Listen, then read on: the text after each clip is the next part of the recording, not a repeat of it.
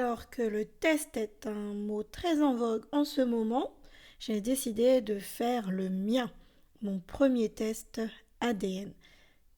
Qu'est-ce que c'est, comment, pourquoi, à quoi ça sert? Je vous en parle dans cet épisode.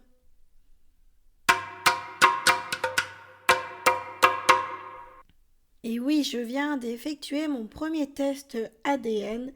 Pourquoi j'ai décidé de m'engager dans cette voie alors que c'était complètement, et c'est toujours complètement illégal en France?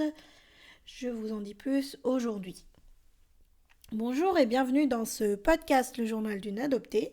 Je m'appelle Sandra, j'ai 39 ans et j'ai été adoptée à l'âge de 13 mois. Je suis née en Bolivie et je suis arrivée en France en décembre 1982.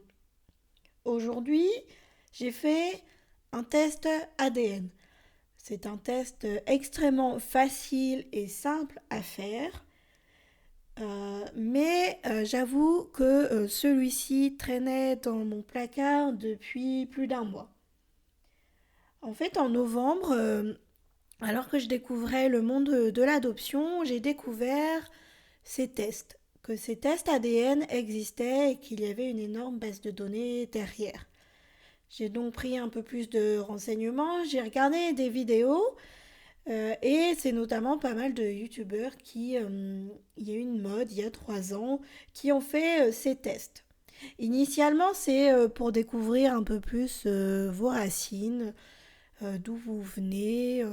Si vous êtes français mais vous venez d'Europe, vous avez peut-être des ancêtres des Vikings ou alors portugais. Enfin bref, c'était sujet à de nombreuses surprises.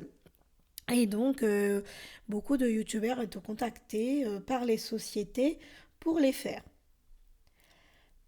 Le côté obscur, on va dire, de ce test, c'est que c'est une base de données qui se remplit derrière avec vos informations. Les données sont conservées et surtout, il y a la partie, entre guillemets, match. C'est-à-dire, est-ce que dans la base de données, il existe des personnes qui partagent une partie de votre ADN? Ça veut dire quoi?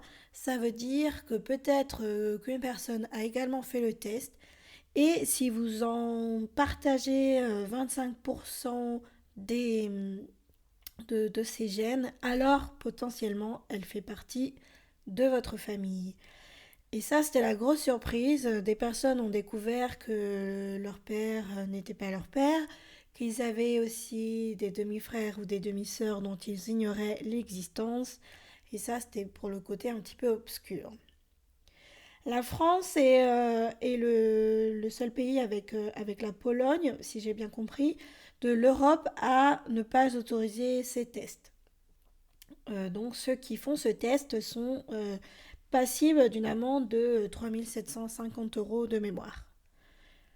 C'est ce qui fait que j'ai un petit peu... j'ai acheté ce test, il était en solde pour la période de Noël, même avant je crois. Et du coup, je me suis dit, oulala, 3 750 €, j'ai pas envie de payer cette amende. En soi, je ne pense pas qu'il y ait eu des personnes qui ont eu des amendes, des youtubeurs. Peut-être que sinon, ils en auraient parlé, j'imagine. Surtout quand on fait des vidéos à plusieurs dizaines de milliers de vues et qu'on a des millions d'abonnés. Je pense qu'ils en auraient parlé. Mais c'est vrai que ça m'a fait un petit peu peur. Et puis, j'ai décidé d'en savoir plus puisque dans les rencontres que j'avais organisées, les rencontres virtuelles que j'avais organisées en novembre-décembre, il y avait des personnes qui avaient fait ces tests pour en savoir plus, elles, sur l'origine. Parce qu'en effet, quand on est adopté, on ignore complètement, ou presque, nos origines. Donc pour ma part, je sais que je suis née en Bolivie, donc j'ai sûrement des origines en Bolivie. Ça, c'est même sûr. Mais si vous m'avez écouté un petit peu, vous êtes peut-être aperçu que je ne parlais que de ma mère biologique. Parce qu'en fait, mon père biologique n'apparaît sur aucun papier. Du coup, je me suis dit que ces tests pourraient être intéressants pour savoir si je suis 100% bolivienne. Mais en regardant les documentaires, je pourrais vous mettre des liens sur ces tests qui sont illégaux en France. on s'aperçoit que la portée est beaucoup plus vaste qu'on l'imagine. Déjà, d'une part, ça implique, surtout, enfin, quand on est adopté, c'est un petit peu différent parce qu'on sait que notre famille n'est pas notre famille biologique. Mais quand on n'est pas adopté, eh bien, toutes les données que les laboratoires vont récolter vont aussi impacter votre famille parce que vous partagez les mêmes gènes. Donc c'est vrai que ça, c'était pas négligeable. Quand on n'est pas adopté non plus, on peut avoir des surprises, comme je disais tout à l'heure, et découvrir qu'on a une autre famille, une famille cachée, entre guillemets, une famille dont on ignorait l'existence. Et révéler des secrets de famille, c'est pas forcément la meilleure solution quand on part d'un simple test ADN où on ignore ce qui va nous tomber dessus. Quand on est adopté, c'est vrai que c'est un petit peu différent. Surtout, moi, je me suis dit, comme j'en sais rien sur mon père biologique, peut-être que ça m'aidera à en savoir un peu plus. Est-ce que je suis 100% Amérique du Sud? Est-ce que j'ai quand même un petit peu de gènes européens ou autres d'ailleurs? Et j'ai donc fait ça plus par curiosité. Et je l'avoue aussi en me disant peut-être que je vais tomber sur des demi-frères ou des demi-sœurs ou une famille entre guillemets proche. Pourquoi? Parce qu'en fait, le test ADN, il coûte entre 79 et 99 dollars, qui est plus ou moins abordable hein, suivant les bourses et les pays. Mais c'est surtout que derrière, ça permet au laboratoire de remplir des bases de données énormes avec des informations génétiques. Et chacun ensuite donne l'accès ou non à ces données. Et vous acceptez de partager les informations avec tous ceux qui ont fait ce test, qui ont acheté le test, et vous rentrez ainsi dans leur base de données. Et être dans une base de données, ça veut potentiellement dire qu'un jour, vous pouvez recevoir un email qui vous dit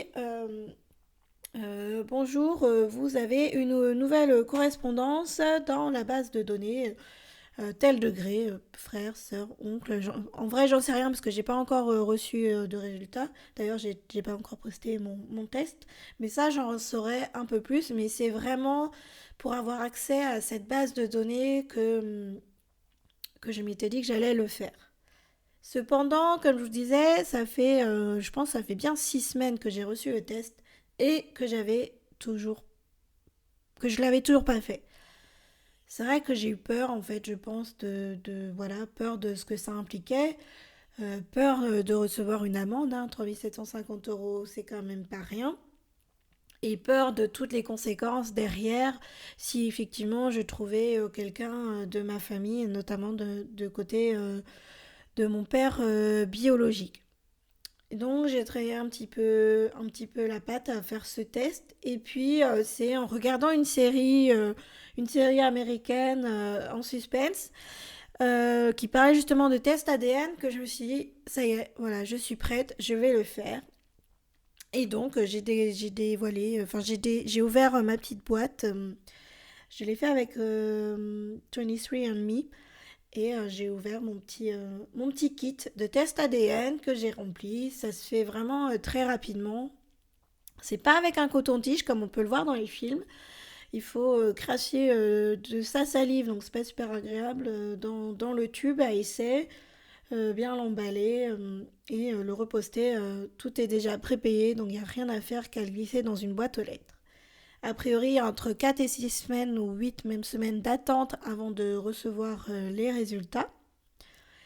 Et maintenant, c'est vrai que si j'ai attendu aussi longtemps, là, je me dis, bon, bah, si je dois payer l'amende, je la paierai, mais je me dis, c'est une nouvelle porte, en fait, qui s'ouvre à moi.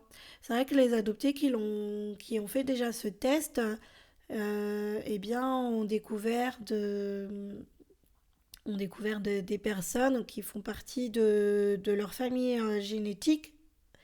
Et c'est souvent ces personnes-là qui n'ont pas été adoptées qui tombent de leur chaise, puisque quand on est adopté, on sait que, enfin, on sait pas non, mais potentiellement on peut retrouver d'autres membres qui se sont amusés comme nous à faire le test ADN, mais dans un autre but, parce que comme je le disais au début, ça a été une mode il y a quelques 2-3 ans, il y a quelques années, de faire ce test-là pour en découvrir plus sur ses ancêtres. Donc j'attends, je vais poster mon test, j'attends le résultat. Et ben vous, je voulais savoir si vous aviez déjà fait ce test, ce que vous en pensiez, quels ont été les résultats. Est-ce que vous regrettez ou pas de l'avoir fait? Donc c'est avec beaucoup de recul que j'ai décidé de faire ce test, c'est-à-dire 6 semaines, il m'aura fallu attendre 6 semaines avant de me décider à le faire. Je ne l'ai toujours pas posté. J'ai un moment vraiment hésité à le faire pour toutes ces raisons, ce que ça implique derrière. Mais à présent, je suis contente de l'avoir fait. C'est une bonne expérience, c'était rigolo. Peut-être que maintenant, je rigolerai moins quand j'aurai des résultats. Et l'avantage, c'est que j'en attends pas forcément grand-chose, parce qu'il y en a beaucoup, ou peut-être que certains le font et ils attendent vraiment derrière de trouver une famille. En ce qui me concerne, j'attends rien, et surtout, j'ai rien à perdre non plus, a priori. Donc voilà, je vous en dirai un peu plus dès que j'ai les résultats, donc d'ici 4 à 8 semaines. Merci de votre écoute et à bientôt.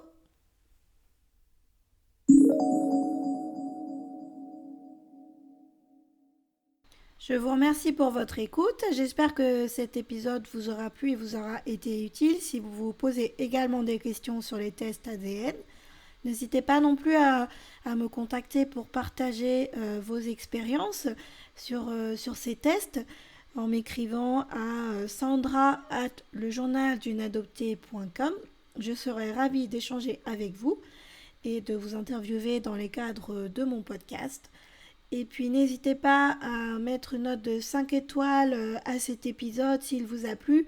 Cela permettra de le mettre en valeur dans le cadre notamment des recherches et d'être plus visible pour les personnes qui recherchent des informations sur le thème de l'adoption. Je vous remercie et à bientôt.